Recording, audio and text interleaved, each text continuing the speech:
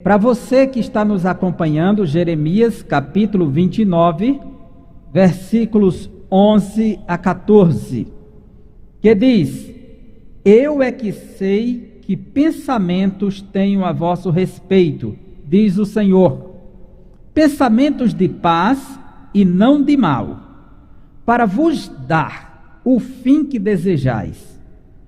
Então me invocareis, passareis a orar a mim, e eu vos ouvirei. Buscar-me-eis, e me achareis, quando me buscardes de todo o vosso coração. Serei achado de vós, diz o Senhor, e farei mudar a vossa sorte. Congregar-vos-ei de todas as nações e de todos os lugares para onde vos lancei, diz o Senhor, e tornarei a trazer-vos ao lugar donde vos mandei para o exílio. Meus queridos, caríssimos ouvintes da Santa Palavra do Senhor, nós estamos diante de um texto em que se trata do conteúdo de uma carta, e é justamente sobre isso que queremos abordar. E o tema da nossa mensagem nesta noite é a carta de Deus para o seu povo. O título expresso na Bíblia aqui, que foi impresso, não significa que está no texto original. O texto original é apenas o texto bíblico. São títulos para facilitar a divisão dos capítulos, o conteúdo. O título da minha Bíblia diz a carta de Jeremias aos cativos da Babilônia, porque Jeremias é o escrevente aqui, foi quem escreveu, mas essa é uma carta de Deus para o seu povo. É tão interessante que essa carta é assinada pelo próprio Deus 5 vezes. As cartas, elas são conhecidas desde a antiguidade, desde que o homem começou a explorar a escrita, desde a escrita cuneiforme, que foram encontradas muitas cartas em cuneiforme, que sempre ela inicia com o nome do autor, o título do autor, para identificar quem está escrevendo, se é uma autoridade, se é um pai, se é um governante. Então o título, o nome e o título era muito importante. E Deus, ele assume a assinatura para dar identidade a esta carta. Por isso que é uma carta de Deus. Acompanhe comigo, versículo 4, a primeira parte diz assim: Assim diz o Senhor dos exércitos, o Deus de Israel. Aqui já tem a assinatura de Deus. Assim diz o Senhor dos exércitos, o Deus de Israel. Versículo 8: Porque assim diz o Senhor dos exércitos, o Deus de Israel. Mais uma vez, Deus ratifica a sua assinatura. No versículo de número 17, assim diz o Senhor dos exércitos. Mais uma vez, versículo 21, assim diz o Senhor dos exércitos, o Deus de Israel. Pela 5ª vez, versículo 25 do mesmo capítulo, assim diz o Senhor dos exércitos, o Deus de Israel. Então não temos dúvida que se trata de uma carta do próprio Deus para o seu povo, e com uma assinatura e um título que é Senhor dos exércitos, ou seja, Yahvé Tsabaoth. A palavra Yahvé Tsabaoth, Senhor dos exércitos, quer dizer Senhor das hostes, Senhor de toda a criação, Senhor do universo, aquele que comanda os exércitos celestiais, as estrelas, os astros, as constelações, os meteoros, os cometas, todas as constelações de estrelas, aquele que é Senhor sobre a sua criação, a natureza, as plantas, as árvores, as relvas, aquele que é Senhor sobre a fauna, sobre os animais, todo tipo de exército, aquele que é Senhor sobre as nações, sobre os povos, sobre as etnias, sobre os grupos, sobre as tribos, Ele é o Senhor dos exércitos. Mas vamos ao conteúdo da carta. Qual o conteúdo dessa carta? A carta de Deus para o seu povo. O que podemos aprender com ela, com essa carta? Olha só, essa carta, ela serviu de lâmpada para aqueles que estavam na escuridão. Essa carta serviu de bússola para aqueles que estavam em alto mar. Esta carta serviu de fonte em meio ao deserto, um farol junto aos icebergs. E o que ela tem a nos dizer? Uma carta de Deus para o seu povo. Você quer receber a carta de Deus nesta noite? Se você recebesse uma carta de qualquer pessoa importante, como você se sentiria feliz? Agora imagine receber uma carta de Deus. Então acompanhe comigo Jeremias 29, versículos 1 em diante. São estas as palavras da carta que Jeremias, o profeta, enviou de Jerusalém ao resto dos anciãos do cativeiro, como também aos sacerdotes, aos profetas e a todo o povo que Nabucodonosor havia deportado de Jerusalém para a Babilônia. Ou seja, essa carta ela se destina a todas as classes, a todos os povos. Todos aqueles que fossem o povo de Deus que estava na Babilônia, a carta é endereçada para eles, é destinada para eles. Essa não é uma carta particular para um grupo, para um povo específico, não. É para todos e todas as classes. Versículo 2 diz: depois que saíram de Jerusalém, o rei Jeconias ou Joaquim, a rainha mãe, os oficiais, os príncipes de Judá e Jerusalém e os carpinteiros e ferreiros. Ou seja, ele enviou essa carta depois que todo esse povo foi removido de Jerusalém para a Babilônia pelo rei Nabucodonosor. O que o rei fez? Ele deportou de Jerusalém o rei Jeconias ou Joaquim, a rainha mãe, os oficiais, que eram justamente aqueles que estavam assessorando ao rei, aconselhando, fortalecendo o reino, dando direção junto ao rei, para enfraquecer, desestabilizar aqueles que ficaram lá. Os príncipes de Judá e Jerusalém e os carpinteiros e ferreiros. Porque o rei Nabucodonosor também investiu nessa classe de operários, como os carpinteiros, ferreiros, justamente para atingir a economia do povo, para que Jerusalém ficasse enfraquecida economicamente, arrancando os profissionais que supriam as necessidades vitais do povo, as questões essenciais, ele começou a remover. Então falta agora o sapateiro, falta o ferreiro, para produzir armas, para produzir ferramentas de trabalho. Então isso atingiu frontalmente a economia de Jerusalém. Essa deportação deixa Jerusalém em um estado caótico e o povo vai para a Babilônia. Então aqueles que estão na Babilônia, eles também receberam entre eles do seu povo profetas. E Deus enviou profetas para lá para comunicar a sua mensagem àqueles que estavam cativos. Porém, eles não deram ouvidos. Mas entre eles surgiram alguns profetas que começaram a trazer mensagens e a estes eles deram ouvidos. E nós vamos entender por que eles rejeitaram uns e aceitaram a mensagem de outros. Porque o texto vai nos mostrar. Então você acompanha comigo. A carta foi mandada por intermédio de Elasa, versículo 3.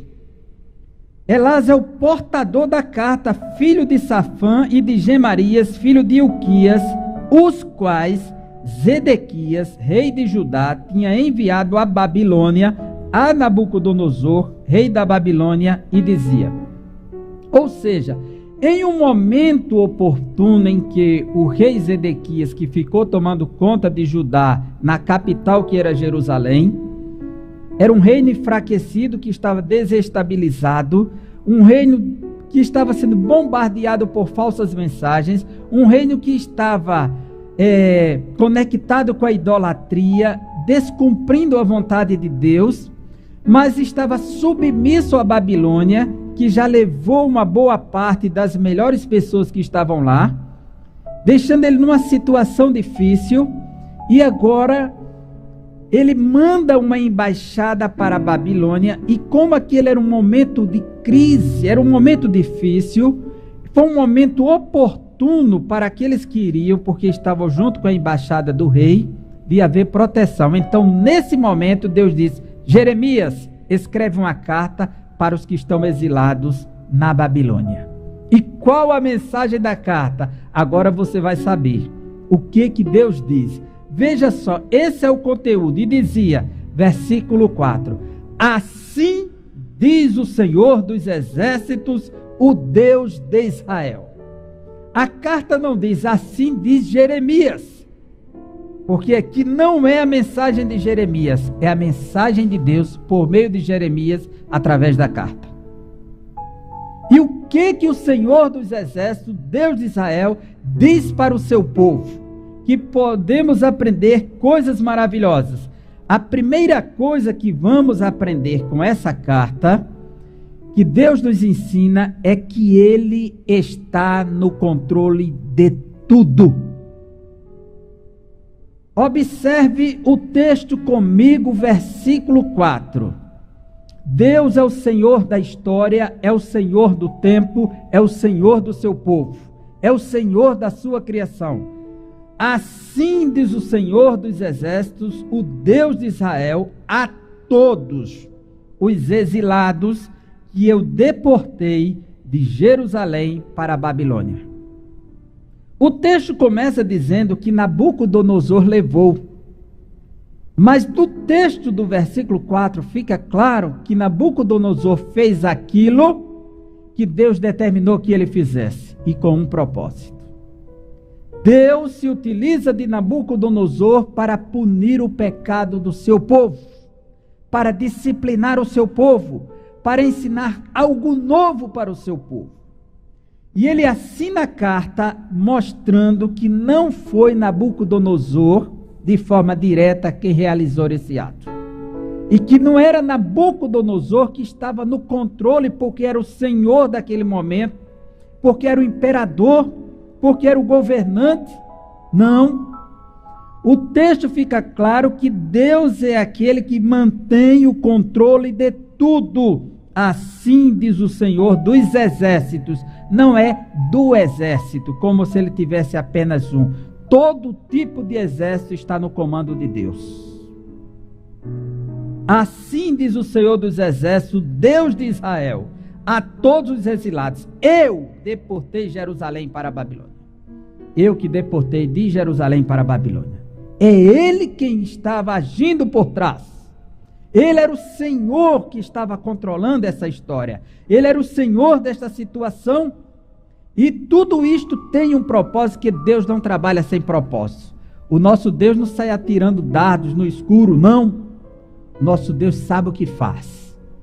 E aqui fica claro para nós que Ele é aquele que controla tudo. Você crê que Ele está controlando a sua vida, a sua casa, a sua família, a sua história? Você crê que Ele é o Senhor dos exércitos, que Ele mantém o controle de tudo? A Bíblia diz que os discípulos se juntaram a Jesus, entraram no barco no mar da Galileia. E Jesus foi dormir no barco. E no alto mar, de repente, uma forte onda, promovida pelos ventos, começou a açoitar aquele barco. E ele foi agitado para um lado e para o outro. E era o vento com muita força, com muita violência, arrastando aquele barco de um lado para o outro, e as ondas querendo tragá-lo, com a sua voz fugaz, voraz, querendo devorar. No ápice do desespero, eles clamaram: Senhor, desperta, acorde-nos. A Bíblia diz que Jesus se levantou e olhou para o vento e disse: vento, aquieta-te. Mar, cala-te. E a Bíblia diz que houve bonança, porque ali estava o Senhor dos exércitos, o Senhor que controla toda a situação, o Senhor que domina a natureza. Ele tem poder sobre o vento, tem poder sobre o mar, porque Ele é Yahvé Tsabaoth. E é esse Deus que está controlando a nossa vida, a nossa história, o nosso tempo, a nossa nação. Em meio aos dissabores que estamos vivenciando, as angústias que estão nos cercando, Deus não perdeu o controle de nada. Deus está agindo em meio a essa situação toda para nos levar a um fim melhor. A carta de Deus nos revela como Ele detém o controle de todas as situações, sejam coisas grandes ou pequenas, difíceis ou fáceis, Deus mantém o controle porque Ele é o Senhor de tudo. Se a primeira coisa que nós aprendemos nesse texto aqui é que Deus não perdeu o controle, Ele mantém o controle, Ele está no controle de tudo. Se Ele está no controle, então no final tudo vai dar certo. Não se desespere, não perca a esperança, porque Ele é Deus, Ele sabe aonde nos guiar. A carta nos ensina que Ele está no controle de tudo e também nos ensina que o seu povo precisa adequar-se às situações sabendo quem está no controle. Agora imagine uma coisa dessa. Que desafio para nós! Estarmos cercados de situações adversas, de momentos difíceis, de momentos que nos levam a certos desesperos, angústias e revoltas, muitas vezes, porque a nossa natureza é frágil, está maculada pela queda, pelo pecado. Mas a palavra vem para nos ensinar que a vontade de Deus é tão sublime e que ela nos ensina que quando Ele está no controle, que nós olhamos para Ele e não para a adversidade, para Ele e não para as circunstâncias, então começamos a olhar de forma diferente. Então Deus diz ao seu povo para que eles aprendam a adequar-se às situações, já que Ele está no controle. O que Ele diz para os exilados que estão na Babilônia, que foram deportados, que foram arrancados de suas casas, que foram arrancados da sua zona de conforto, que foram tirados no seu lugar aprazível, que foram afastados de Jerusalém, do templo? Aí Deus diz para eles que estão na Babilônia: edificai casas e habitai nelas, plantai pomares e comei o seu fruto. Deus manda o seu povo empreender na terra da Babilônia. Ao invés de ficar junto aos rios de Babilônia se lamentando, como está escrito no Salmo 137, Deus ordena para eles empreender, usar a criatividade, investir em meio à adversidade, criar algo novo, diferente. Deus não quer o seu povo aprisionado ao ócio. Edificai casas e habitai nelas, plantai pomares e comei o seu fruto. Na Babilônia, o povo estava lamentando, não conseguia cantar, pendurar as harpas do salgueiro. Mas Deus está dizendo para plantar, para colher, para investir, não ter medo da situação, não ficar agora amedrontado porque está em Babilônia, não ficar agora com sentimento de desespero porque Nabucodonosor tomou conta de tudo, os deportou, levou ao estado de exílio. Não. Quem tem Deus tem uma visão diferente. Quem tem Deus tem um auxílio diferente. Quem tem Deus tem um norte na vida.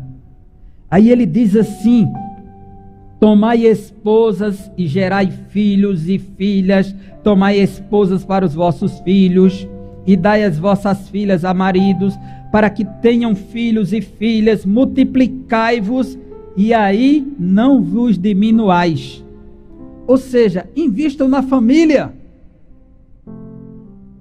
Como é que o povo foi levado para a Babilônia?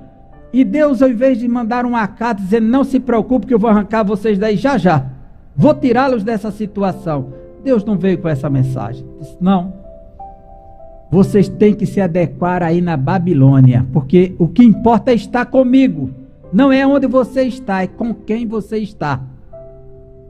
Adequar-se à situação, plante, edifique, invista, tenham filhos, não tenham medo de investir na família, não tenham medo de ter filhos.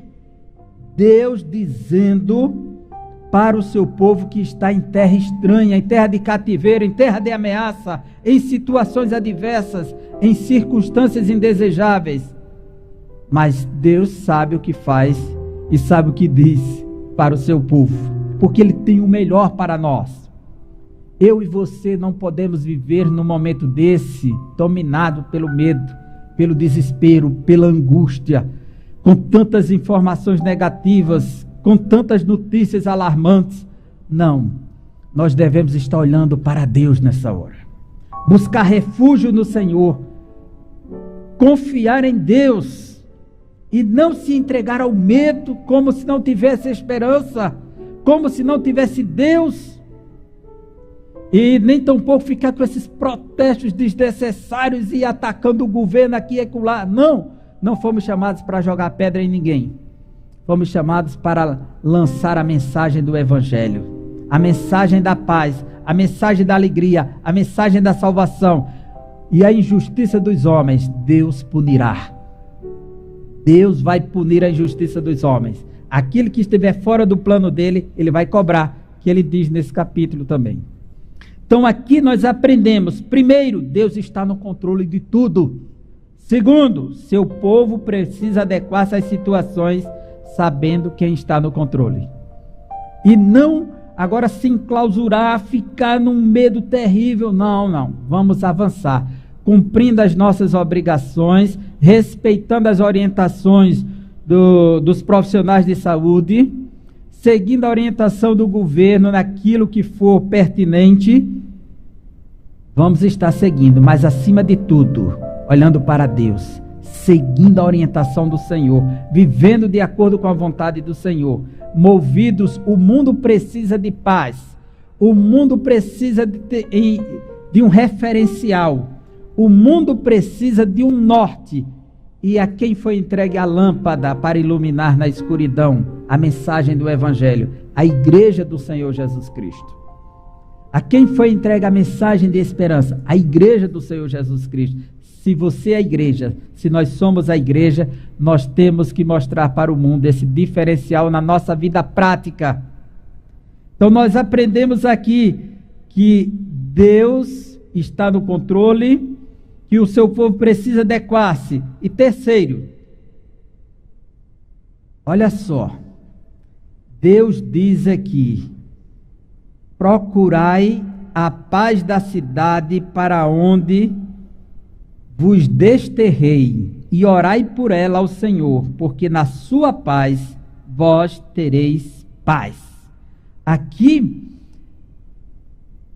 fica interessante essa questão, ainda continuando, que o seu povo precisa se adequar na realidade. Esse versículo é interessante, porque Deus diz que foi Ele quem desterrou, foi Ele quem levou para a Babilônia, e agora que eles precisam empreender, investir na família, precisam também comprometer-se com a cidadania. E nesse dever de cidadão, ele precisa entender que aonde estiver, seja em Jerusalém, seja na Babilônia, ele precisa orar ao Senhor pela sua cidade. Isso aqui é fundamental para nós. Procurai a paz da cidade para onde vos desterrei. Deus não disse assim: amaldiçoe a Babilônia, proclamem coisas malditas sobre a Babilônia, diga que a Babilônia vai ruir, diga que a Babilônia será destruída. Não! Deus disse para orar pela cidade e promover a paz aonde estiver. Nós não fomos chamados para polarizar, não fomos chamados para dividir, não fomos chamados para confrontar pessoas, não fomos chamados para amaldiçoar a nossa cidade, nós fomos chamados para abençoar. E orar pela cidade, orar pelo seu estado, orar pelo seu país. E por que devemos orar? Aí Deus diz aqui: procurai a paz da cidade para onde vos desterrei, e orai por ela ao Senhor, porque na sua paz vós tereis paz. E olha o que diz a outra tradução: Trabalhem pela paz e pela prosperidade da cidade para a qual os deportei. Orem por ela ao Senhor, pois a prosperidade de vocês depende da prosperidade dela. Quer prosperidade na sua cidade? Quer prosperar onde você está? Prosperar não é fazer afirmações de fé na fé, não é fazer declarações, eu declaro, eu afirmo, não. É trabalho. Trabalhem pela paz e pela prosperidade da cidade para a qual os deportei. Orem por ela ao Senhor, pois a prosperidade de vocês depende da cidade. Então eu tenho que trabalhar pela prosperidade da minha cidade, porque ela prospera e eu prospero. É a palavra do Senhor quem está dizendo. Então, o nosso compromisso de cidadão envolve essa responsabilidade de interceder pela nossa cidade, de trabalhar pela nossa cidade, pelo nosso estado, pela nossa nação, pelo nosso país. Por isso que a igreja do Senhor, ela tem esse compromisso, essa responsabilidade de orar pela sua nação, pelo seu estado, pela sua cidade, pelo seu município, aonde estiver, estejamos orando e trabalhando pela paz, trabalhando pela prosperidade do nosso espaço, que o Senhor nos colocou, porque Ele está no controle de tudo, Ele está acima de tudo. Agora, terceiro ponto, se o primeiro é Deus está no controle, no segundo é adequar-se às situações, sabendo que Deus está no controle, e aí você vai fazer investimentos, vai investir na família e vai trabalhar pela sua cidade, para que tudo dê certo. Trabalhar pelo seu estado, trabalhar pelo seu município, trabalhar pela sua nação, para que você prospere, ele prosperando.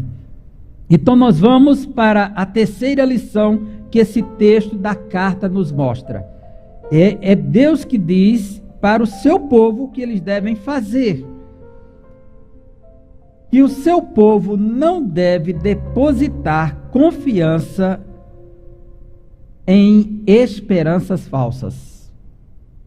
Aqui é um alerta de Deus para o seu povo que está no cativeiro, que está na Babilônia, e alguém chegou para eles agora: isso vai passar de imediato. Deus manda dizer que vai levar vocês de volta, que o lugar de vocês é em Jerusalém, rapidinho. Isso aqui não é de Deus. Aí começou aquela profecia. Tinha um falso profeta chamado Zedequias, que era o nome do rei, e um outro chamado Acabe, que era o nome de outro rei também.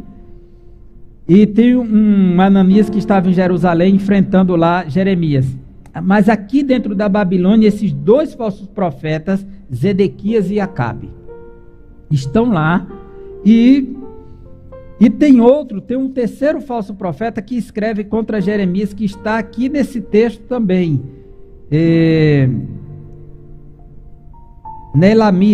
O Nelamita. Esse falso profeta estão dizendo que o povo vai voltar para prosperar em Jerusalém. E Deus está dizendo: não confie nesses falsos profetas. Aí ele diz assim, versículo 8: porque assim diz o Senhor dos Exércitos, o Deus de Israel: não vos enganem os falsos profetas que estão no meio de vós, nem os vossos adivinhos, nem deis ouvidos aos vossos sonhadores, que sempre sonham segundo o vosso desejo. Porque falsamente vos profetizam eles em meu nome, e eu não os enviei, diz o Senhor. Nós temos que aprender com essa carta a termos cuidado com certos tipos de mensagem que vem em nome do Senhor. Deus mandou te dizer, e agora é profeta no rádio, é profeta na internet, é profeta no YouTube, é profeta no Facebook, é profeta no Instagram. Deus mandou te dizer, Deus está dizendo para a nação brasileira: meu irmão, olha o que diz a palavra de Deus. E Deus me deu uma revelação nessa noite. Meu irmão, olha o que diz a palavra do Senhor. E fica profetizando. E eu vi um vídeo, o camarada declarando que o vírus não ia entrar no seu estado. O vírus não vai entrar aqui, eu declaro. Falso profeta, mentiroso, enganador. E as pessoas ficam lá profetizando mentiras, prometendo bênçãos, prosperidades em nome de Deus, e as pessoas choram, se emocionam. Irmão, a ordem de Deus para o seu povo na Babilônia, que ele quem levou aquela situação, a ordem de Deus é que plantassem, colhessem, trabalhassem, investissem na família, trabalhassem pela cidade e não confiassem nessas mensagens falsas, esses sonhos que só dizem aquilo segundo o vosso desejo, que o povo quer ouvir. Esses falsos profetas que estão por aí não dizem para o povo se consertar dos seus pecados, dos seus maus caminhos, de buscar ao Senhor, de se converter, de fazer a coisa certa. Não, só dizem aquilo que agrada o coração do povo. Se voltam para a alma das pessoas para pegar na sensibilidade. Quem não quer ouvir coisas boas, coisas maravilhosas? Mas a orientação de Deus, ela é clara, ela é perfeita, ela é boa. E nós devemos estar atentos à palavra do Senhor. Esses falsos profetas, Deus declarou coisas acerca de alguns deles, como Zedequias e Acabe, que estavam enganando o povo, nos versículos 22 e 23, cita o nome deles, diz: daí surgirá nova espécie de maldição, que Deus disse que eles seriam punidos por Nabucodonosor. O 21 diz que eles profetizam falsamente, e o 23 diz que eles estavam cometendo loucuras em Israel, cometeram adultérios com as mulheres de seus companheiros e anunciaram falsamente em meu nome palavra que não lhes mandei dizer. E eu sei e sou testemunha disso, diz o Senhor. E eram mais enganadores, adúlteros, que estavam no meio do povo.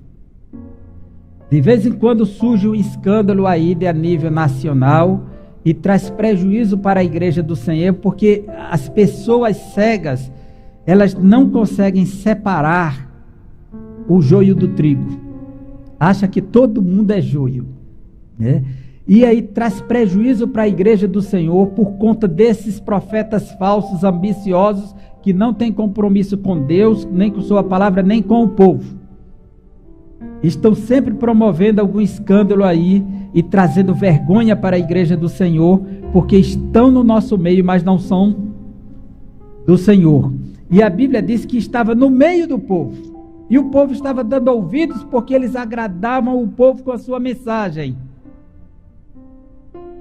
Mas Deus manda dizer assim, que não confie nesses profetas falsos, porque só falam o que Deus não mandou. O versículo 10 diz assim, olha o que Deus diz: assim diz o Senhor, logo que se cumprirem para a Babilônia 70 anos, atentarei para vós outros e cumprirei para convosco a minha boa palavra, tornando-vos a trazer-vos para este lugar. Ou seja, o povo não iria sair da Babilônia enquanto não se cumprisse o tempo que Deus agendou para aquele exílio. O povo não iria escapar da Babilônia enquanto não chegasse 70 anos. Então não sabemos por quanto tempo Deus permitirá que o mundo seja açoitado, esteja nesse momento cambaleante de um lado para o outro. Sai de uma pandemia, entra na outra. Sai de um estágio, entra no outro. Sai de uma cor, entra na outra. Irmãos queridos, olhemos para o Senhor. Nos voltemos para Deus. Não é tempo de estar olhando para números, para as mensagens assustadoras e alimentando o seu coração com falta de esperança, com mensagens negativas. E ficar se alimentando de medo, de fobias. Não. Se alimente da palavra de Deus. E não se preocupe, quando é que vai acabar? Meu Deus, quando é que vai acabar isso? Não se preocupe, Deus já determinou uma data e um tempo certo, mas Ele quem dirá, não nós. E enquanto isso, vamos nos adequando, vamos construindo, vamos edificando, vamos investindo na família, vamos trabalhando pela cidade, vamos fazendo o que tem de ser feito. Mas sempre sabendo que Deus está no controle, sempre confiando que Deus não abandonou o seu povo. Seja na Babilônia, seja em Jerusalém, é Deus que está no controle. Aí Deus diz que não vai se cumprir. Eles só vão voltar quando se cumprir os 70 anos que Deus determinou. Então Deus tem um tempo certo para cada situação. Você lembra quantas vezes você já passou por situações que pensava que não iria mais sair? E parecia uma prisão, e parecia um calabouço, e era como se não existisse a luz do dia para você, mas somente escuridão, dores, sofrimento. E Deus lhe tirou dessa situação. Deus é o mesmo. Ele pode todas as coisas e passam na nossa vida que a gente nem percebe, como Deus afastou a tempestade, como Deus afastou as nuvens escuras e fez o sol brilhar. Ele é o mesmo. Ele tem poder. Então, primeira coisa, Deus está no controle de tudo. Segundo, o seu povo precisa adequar-se aonde está, sabendo quem está no controle. Terceira coisa, o seu povo não deve depositar confiança em esperanças falsas, em falsos profetas, falsas mensagens, enganadores, exploradores de almas, comerciantes de vidas. E quarto, os propósitos de Deus para as nossas vidas são perfeitos. 4 coisas, 4 lições que queremos tirar dessa carta de Deus para o seu povo. Os propósitos de Deus para as nossas vidas são perfeitos. Como é que Deus traz a Babilônia, levanta o Império Babilônico, coloca Nabucodonosor no governo para atacar o seu povo, levar para a Babilônia? Primeiro, Deus fez isso porque o povo estava em rebeldia, não queria ouvir a voz de Deus, estava em transgressão com a sua lei, estava em desassociação com a sua aliança. O povo estava totalmente desconectado da vontade de Deus. O povo estava voltado para si, para seus desejos, suas intenções. Eles preferiam mais um Deus fabricado que eles podiam manipular, levar para onde queria, do que um Deus vivo, ativo, dinâmico, um Deus que está em todo lugar, e não um Deus que se encontra apenas em um altar. Então eles começaram a projetar deuses, objetos de idolatria, desprezar a palavra de Deus, se entregar à devassidão, à imoralidade, aquilo que desonra a Deus, aquilo que ofende a família. E Deus puniu o seu povo, porque ele é justo. Deus ama, e o conceito de amor e justiça estão interligados. O amor é justo. A Bíblia diz que o amor não folga com a injustiça, ele não se alegra com a injustiça. O amor, ele trabalha com a justiça, e a justiça trabalha com a verdade. Então essas 3 coisas andam juntas em padrão de equidade: verdade, amor e justiça. Então Deus, como é justo e como ama, e como a sua palavra é verdade, ele teve que punir o povo, levou para o cativeiro para lhes dar uma nova lição. E aquele povo que não ouviu a voz de Deus em Jerusalém, conforme o sermão ouvi sobre esse tema, teve que ouvir na Babilônia. E Deus diz assim: eu é que sei que pensamentos tenho a vosso respeito. Deus, veja, os propósitos de Deus para as nossas vidas são perfeitos. Eu é que sei quais são os propósitos. Mas por que Deus nos trouxe para a Babilônia? Porque Deus nos levou a essa situação de sofrimento, de dor? Porque Ele nos tirou do meio da família? Porque Ele nos afastou dos entes queridos? Porque nos arrancou da zona de conforto? Porque nos afastou do templo de Jerusalém? Aí Deus disse: eu é que sei os pensamentos que tenho a vosso respeito. Só Ele sabe o que pensa acerca de mim, acerca de você, e ninguém mais. Os pensamentos de Deus são pensamentos bem intencionados. Olha só, diz o Senhor, pensamentos de paz. Aquilo que Deus pensa a nosso respeito é para nos dar paz. Ele não nos leva a situações de dificuldades para nos levar ao desespero, à loucura. Não, mas para promover a paz. E não de mal. E não de mal. Já pensou? Deus não tem interesse em trazer o mal para o seu povo. Não. Ele, pelo contrário, ele usou esse mal para promover a paz. Para que eles desejassem a paz de Deus, para que eles desejassem Deus, para que desejassem se adequar aos propósitos de Deus. Deus não promoveu aquela ação de cativeiro para desestabilizar a sua nação de uma vez por todas. Deus não promoveu aquele cativeiro para que o povo caísse no desespero, na angústia e cometesse suicídio. Não.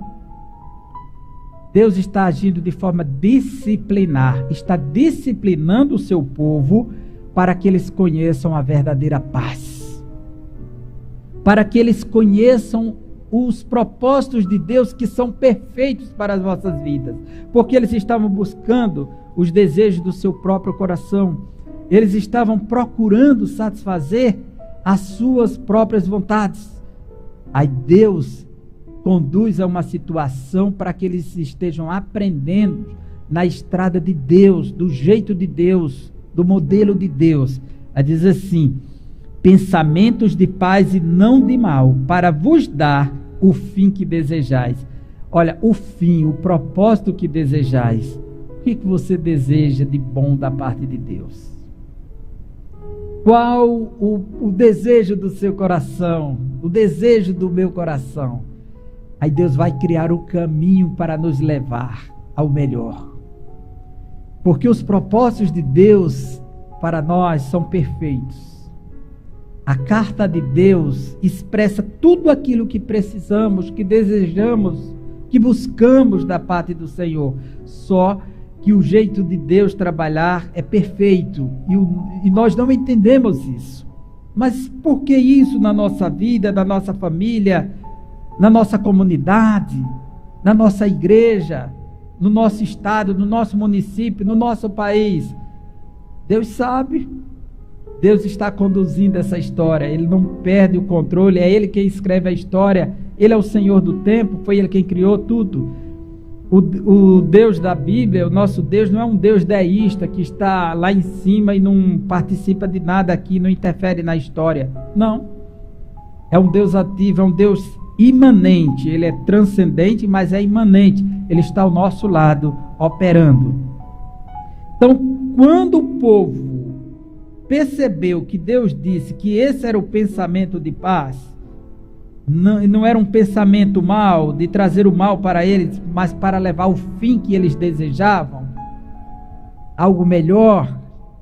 Aí eles começam a entender qual o propósito de Deus por trás de tudo isso. Essa carta revela o propósito de Deus, o que Ele tem de melhor para mim e para você. Aí ele diz: então me invocareis.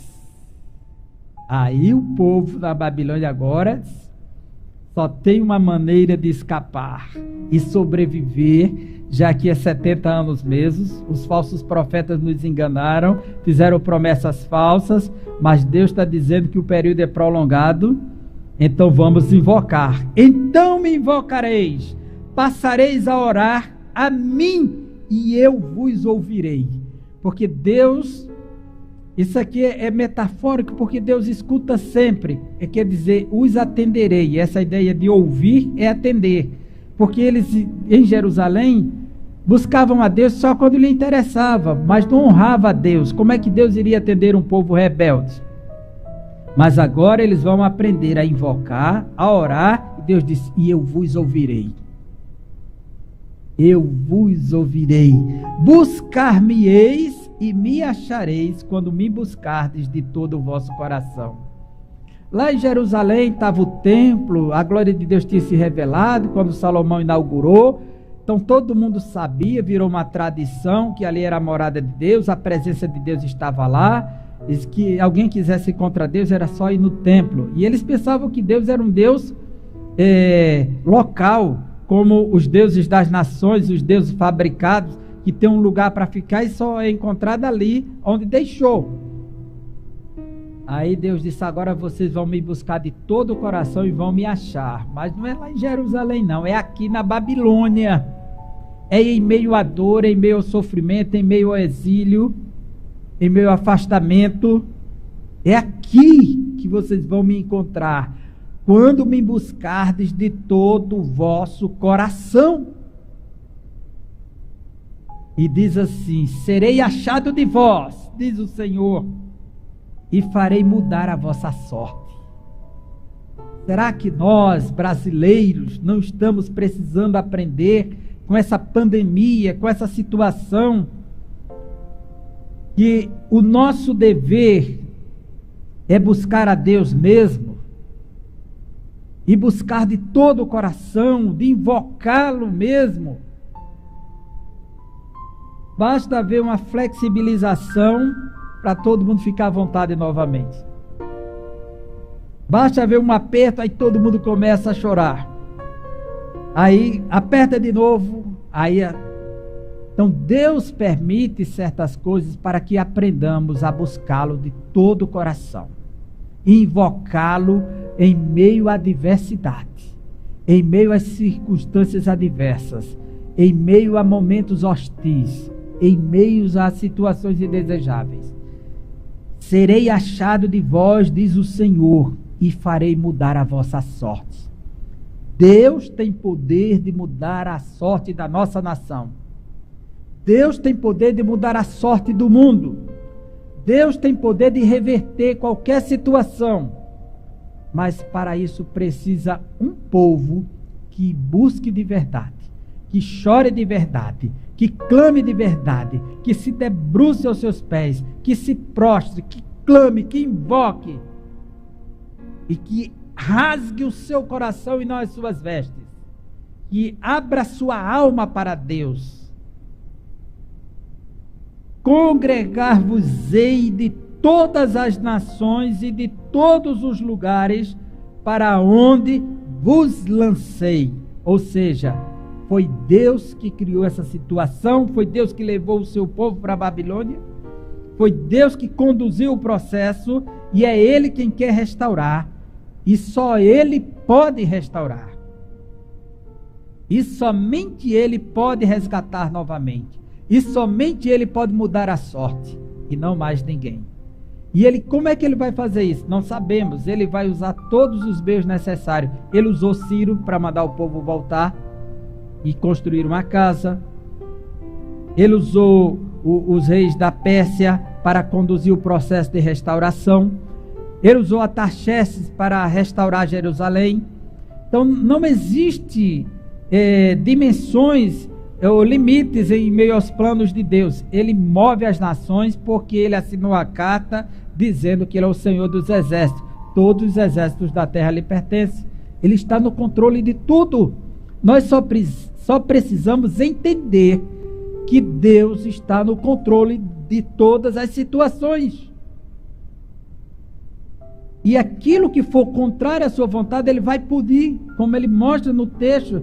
Você lê o capítulo todo em casa. Eu vou finalizar no 14, porque os propósitos de Deus para as nossas vidas são perfeitos. E o propósito dele com esse cativeiro é trazer paz, é trazer o bem, é levar o povo a invocá-lo, é levar o povo a buscá-lo, é levar o povo a encontrá-lo de verdade. E aí ele disse: eu vou congregar-vos de todas as nações, de todos os lugares para onde vos lancei, diz o Senhor, e tornarei a trazer-vos ao lugar de onde vos mandei para o exílio. Ou seja, Deus vai fazer um retorno ao ponto central. De onde saiu, Ele voltou para o mesmo lugar. Você acredita que Deus vai restaurar o mundo? Que Deus vai restaurar todas as situações? Você acredita que Ele pode fazer isso? Você acredita que o Senhor soberano tem poder de restaurar, e somente Ele o mundo? O mundo já passou por diversas pandemias e Deus está sempre no controle. E restabeleceu as nações e deu seu plano de normatividade. Reintegrou e fez progredir e avançar. A Europa foi dizimada a terça parte da humanidade com a peste negra. Da humanidade não, da própria Europa. A terça parte foi dizimada com a peste negra. Mas está aí a Europa. Porque Deus é Senhor da história. Deus é Senhor do tempo. Deus é Senhor das nossas vidas. Deus é Senhor da nossa família. Deus é Senhor da minha e da tua vida. Você crê nisso? Confia no Senhor. Então fiquemos com essa mensagem, que a carta de Deus para o seu povo nos ensina que Ele está no controle de tudo, que precisamos nos adequar às situações, que não devemos depositar a confiança em falsas profecias, falsos profetas, falsas visões, e que os propósitos de Deus, por trás de tudo isso, por trás da dor está o propósito de Deus, por trás da angústia está um propósito de Deus, por trás do sofrimento havia um propósito, era nos conduzir para Ele mesmo. Santo Agostinho, certa feita, disse assim: criaste-nos para vós, e o nosso coração não repousa enquanto não tornarmos para ti. Então, Deus trabalha para nos trazer de volta para Ele. O propósito é nos aproximar dEle. Veja o que está por trás de tudo isso. E essa carta revela muito bem isso. Então, que possamos aprender com a carta de Deus, que Ele detém o controle de tudo, que nós é quem temos que nos ajustar à sua vontade, que não podemos confiar em falsas previsões, mas saber que os propósitos de Deus para as nossas vidas são de paz e de bem. Que Deus abençoe você e a sua família.